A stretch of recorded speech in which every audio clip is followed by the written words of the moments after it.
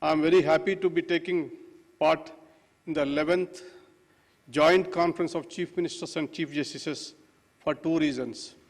Firstly, because we are meeting after 6 long years. Secondly, amongst the public representatives, this is an opportunity for us to learn from your rich experience, knowledge, and wisdom that you have acquired in public life. You are the live link with the people. In your own way, each one of you is a great opinion builder. Those in public life often come across the grievances of people, including those relating to the judiciary. You are the best placed to enlighten us about the expectations of the people. It is your experience in the field that is going to help us to understand ground realities. I am eagerly looking forward to collaborating with you in identifying and addressing the existing challenges to improve the functioning of the judiciary. All of us are constitutional functionaries, and we abide by the constitutional mandate. The role assigned to each of us needs no reiteration. The Constitution provides for separation of powers between the three organs, clearly outlining their sphere of functioning, delineating their power and responsibilities. It is the harmonious and coordinated functioning among the three organs of the state that has preserved and strengthened the democratic foundation of this great nation over the last 7 decades. While discharging our duties, we all must be mindful of the Lakshman Rekha. The judiciary would never come in the way of governance if it is in accordance with law. We share your anxiety and concern regarding the welfare of the people. However, at the head of the judiciary, Indian judiciary, I shall attempt to present a broader picture about the judiciary as a whole and highlight the issues that are affecting the system. The 140 crore strong population of the world's largest democracy is bound to test its judiciary. No other constitutional court in the world hears such a wide range of issues in which large number. The situation was foreseen by the first Chief Justice of India, Justice Hiralal Kanya, who had once said, I quote, "This court would be called upon to discharge its duties as perhaps no other court has so far been called upon to do so," unquote. I would like to begin with the identifying few contributing factors for docket explosion in the Indian scenario. If a Tahsildar acts upon a grievance of a farmer regarding land survey or a ration card, the farmer would not think of approaching the court. If a municipal authority or a Gram Panchayat discharges its duty properly, the citizens need not look to courts. If revenue authorities acquire land through due process of law, the courts would not be burdened by land disputes. Apparently, these cases account to 66% of pendency. It is beyond my understanding as to why interdepartmental disputes of the governments or fights between public sector undertakings and the governments end up in courts. If service laws are applied fairly in matters of seniority, pension, and so on, no employee will be compelled to go to courts. It is well known and acknowledged fact that government are the biggest litigants. According to the statistics, it is nearly 50% of the cases. If police investigates properly, fairly, if illegal arrests and custodial torture comes to an end, then no victim will have to approach the courts. Abiding by law and constitution is the key to good governance. However, this is often ignored. The opinions of law departments are not sought in the rush to implement executive decisions. Lack of people, special public prosecutors and standing counsels and the government pleaders in courts is one of the major concerns which needs urgent remedy. The decisions of the court are not implemented by governments for years together. The resultant contempt petitions are a new category of burden on the courts, which is a direct result of defiance by governments. Deliberate inaction by the governments, despite judicial pronouncements, are not good for the health of democracy. The judiciary is also confronted with the issues of the executive willingly transferring the burden of decision-making to it. Although policy-making is not our domain, but if a citizen comes to the court with a prayer to address his grievance, the courts cannot say no. At times, ambiguities in legislation also add to existing legal issues. If the legislature passes a law with clarity of thought, foresight, and with people's welfare in mind, the scope of litigation gets minimized. The legislature is expected to solicit the views of the public and debate the bills clause by clause, threadbare, before enacting a law. When I expressed concern about the passing of laws without much legislative scrutiny on the 15th August last year, I was misunderstood by some quarters. Let there be no doubt, I have the highest regard for the legislature and the elected representatives. I value the role played by each of them in our democracy, right from a ward member to a member of parliament. I was merely pointing towards certain deficiencies. Interestingly, my sentiments of law making in India were shared by none other than the Honorable Lok Sabha Speaker, Sri Om Birla, who reportedly a few weeks back, I quote, "Law should be made after thorough debates and discussions, incorporating the needs of the aspirational sections of the society," unquote. Based on these principles, one can safely summarize that often litigation is triggered because of two major reasons. One is non-performance by various wings of the executive. Second is the legislature not realizing its full potential. I am sure you will all agree with me that these are avoidable burdens on judicial system. On various occasions, I have elaborated on the complexities involved in these issues.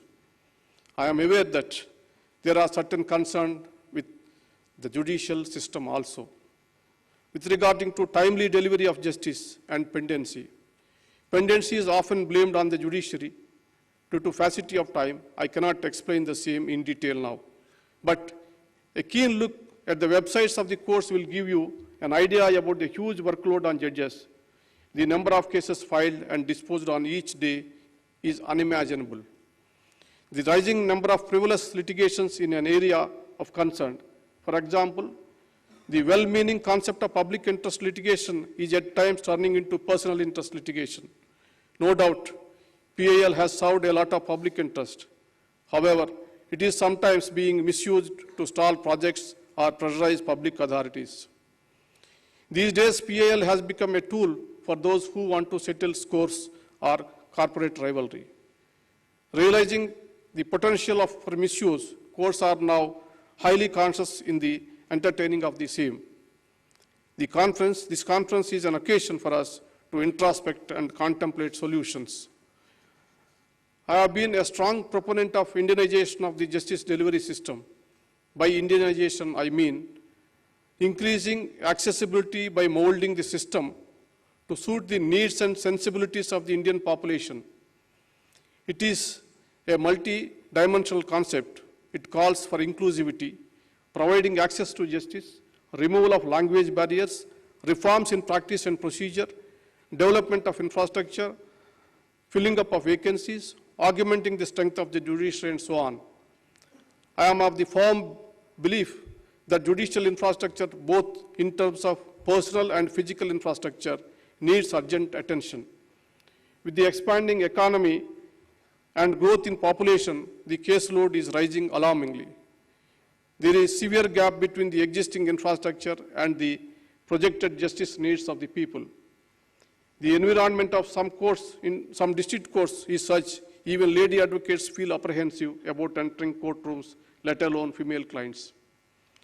Courts, being temples of justice, should be welcoming and carry the requisite dignity and aura. To standardize and improve judicial infrastructure, I have been focusing on the creation of a special purpose vehicles, namely National Judicial Infrastructure Authority and the State Judicial Infrastructure Authorities in the lines of NALSA and SALSA. Let me make it very clear, this is not about funds. I must acknowledge that the Union government has been making reasonably budgetary allocations through its centrally sponsored schemes for this purpose. The data since the inception of the scheme since 1993 to 94 suggests that allocated funds remain underutilized due to procedural difficulties. The time has come to move on from the present ad hoc committees to more streamlined, accountable, and organized structure. I want to dispel apprehensions emerging from certain sections on this proposal. The proposed authorities are not aimed at usurping the powers of any government. The proposed authorities will have representation from all the stakeholders. It must, however, be acknowledged that it is the judiciary which understands best its own needs and requirements. Hence, the present proposal aims to bring infrastructure development under the supervision of special purpose vehicles to be headed by the respective Chief Justices and involve the representatives of central and state governments. Another important factor in promoting access to justice is filling up of the vacancies, increasing and sanction strength of judges. Yesterday, at the Supreme Court Bar Association event, the learned Attorney General Sri K.K. Venugopal also highlighted the issue of vacancies and pendency, expressing concern about the large number of vacancies at different levels in the judiciary. He said, I quote, "How do you expect that we would be able to even make a dent in the pendency of cases?" Unquote. As on today, out of 1,104 sanctioned posts of High Court judges, there are 388 vacancies. From day one, it has been my endeavor to fill up judicial vacancies. We have made 180 recommendations for appointing in various courts during the last 1 year. Out of this, 126 appointments has been made. I thank the Government of India for clearing the names. However, 50 proposals are still waiting for approval. The High Courts have sent 100 names, which is yet to reach us. The data reveals the earnest efforts being made by the judiciary to fill the vacancies. I would like to urge the Honorable Chief Ministers to extend wholehearted cooperation to the Chief Justices in their endeavor to strengthen the district judiciary. When we last met in 2016, the sanction strength of judicial officers in the country was 20,811. Now it is 24,112, which is an increase of 16% in 6 years. On the other hand, in the corresponding period, pendency in district courts have gone up 2 crores 65 lakhs to 4 crores 11 lakhs, which is an increase 54.64%. This data shows how inadequate the increase in the sanction strength is. Unless the foundation is strong, the structure cannot be sustained. Please be generous in creating more posts and filling the vacancies so that our judge population ratio is comparable to advanced democracies. As for sanction strength, we have just around 20 judges for 10 lakh population, which is alarming. Another important aspect of Indianization is inclusivity. The judiciary, as well as every other institution of our democracy, must mirror the social and geographical diversity of the country. I am receiving many representations for introducing local languages in the proceedings before the High Court. I think the time has come now to revisit the demand and take to its logical conclusion. The practice of law before constitutional court should be based on one's intelligence and understanding of law and not mere proficiency in language. The concept of access to justice in India is much broader than simply providing lawyers for representation before courts. I am proud to state that India has one of the best free legal aid services in the entire world. Under the able leadership of Brothers Justice Lalit, legal service authorities are doing a tremendous job. I thank the Government of India and other state governments providing active support in this area. Brother Justice Kanvilkar is contributing immensely, strengthening the Supreme Court legal service by deploying modern technology. Brother Justice Chandrachud is adding huge value to the e-courts project. His efforts will ultimately lead to much needed modernization of the Indian judiciary. Brother Justice L. Nageswara Rao heading a committee of artificial intelligence, whose work I believe is going to revolutionize the way the judiciary functions. I thank each one of them. Honorable Chief Ministers and Chief Justices, all that I can say is that it is the active collaboration based on our collective wisdom that can take us forward. Please remember, it is only the judicial process that is adversarial, not the judges or their judgments. We are merely discharging our constitutionally assigned role. Judgments are meant for delivering justice and should be seen as such. Let us work together for fulfilling the constitutional mandate. As Aristotle once said, law should govern and those in power should be servants of the law. I am sure the thoughts and concerns that you are going to share in this conference today will be placed before the government of India. I am confident that the points which are actionable at the level of government of India will receive deserving attention. I take this opportunity to thank the Honorable President of India, Sri Ramana Kovindji, who always been a pillar of support for us. Being an accomplished lawyer himself, he has a practical understanding of the Indian legal system and has always been extremely supportive for all our endeavors. It was at his behest that the project of translating Supreme Court judgments to Indian languages was initiated. He graciously took out time to interact with us yesterday night over a dinner. We are grateful for the same. I am very happy that the Honorable Prime Minister Modi ji has taken out time for his busy schedule to share his thoughts on this occasion. He had readily agreed to lend his support to the legal awareness mission in the interest of increasing accessibility. I thank him for his continued support to the judiciary.